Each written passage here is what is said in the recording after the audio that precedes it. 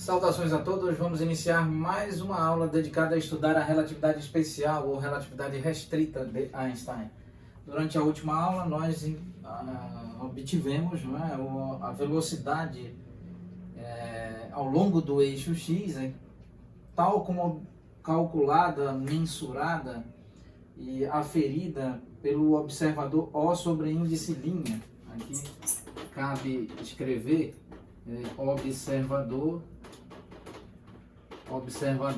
O sobre índice linha, e essa velocidade medida pelo observador O sobre índice linha é expressa em termos da velocidade V sobre índice x, ou seja, a velocidade de uma determinada estrutura, seja ela massiva ou mesmo uma onda mecânica, uma onda eletromagnética, uma determinada entidade que se desloca com velocidade Vx, tal como medido e aferido pelo observador O. Muito bem, aqui está a expressão. Vamos agora calcular a aceleração e verificar qual é a relação entre a aceleração medida pelo observador O' e a aceleração medida e aferida pelo observador O. Qual é essa relação?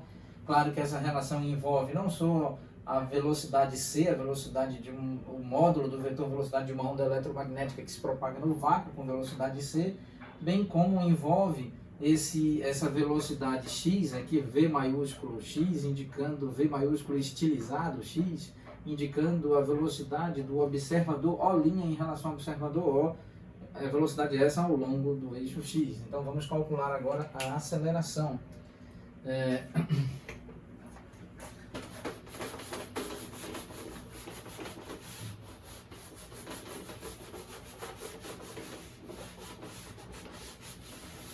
Vamos calcular a aceleração. Nós sabemos inicialmente que a aceleração subíndice x é expressa como dv subíndice x em relação ao tempo.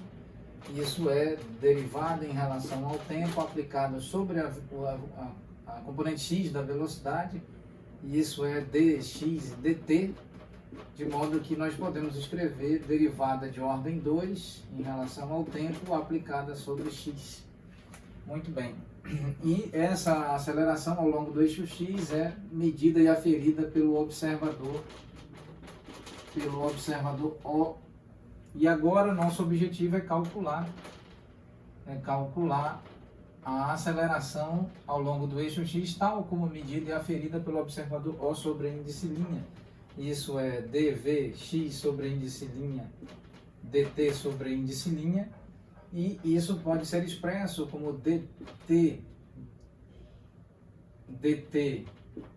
sobre índice linha multiplicado por dvx sobre índice linha em relação a t, uma vez que existe uma relação conforme estabelecido pela relatividade, e isso outrora verificáramos e mostráramos aqui no nosso modesto, básico e introdutório curso sobre relatividade restrita ou relatividade especial de Einstein.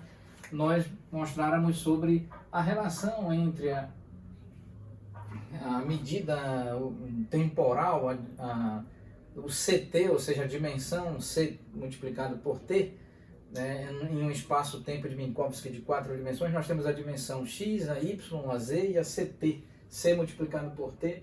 Então, existe uma relação entre o t tal como medido pelo observador O e o t sobre índice linha tal como aferido pelo observador O sobre índice linha.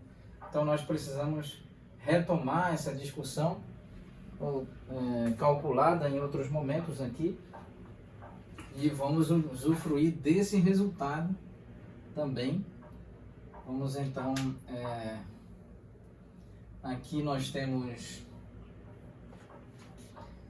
dt sobre índice linha. Vamos recordar esses dados. dt sobre índice linha. Sim, temos aqui, tentar escrever esse importante resultado. Aqui nós temos dt sobre índice linha obtido em aulas anteriores. Isso é 1 menos V maiúsculo x elevado a expoente 2 dividido por C2, todo esse termo elevado a expoente 1 sobre 2, dividido por 1 menos V minúsculo x multiplicado por V maiúsculo x dividido por C2. Aqui está, entre parênteses no denominador, eis a relação. Então agora vamos fazer a substituição aqui nesse termo. Aqui nós temos A sobre índice linha ao longo do eixo x, essa aceleração ao longo do eixo x, tal como aferida e medida pelo observador O sobre índice linha. Vamos então aqui disponibilizar espaço e resgatar esse valor, esse resultado. Vamos aqui escrever então AX sobre índice linha. Aqui substituindo dt em relação a dt sobre índice linha, nós temos 1 menos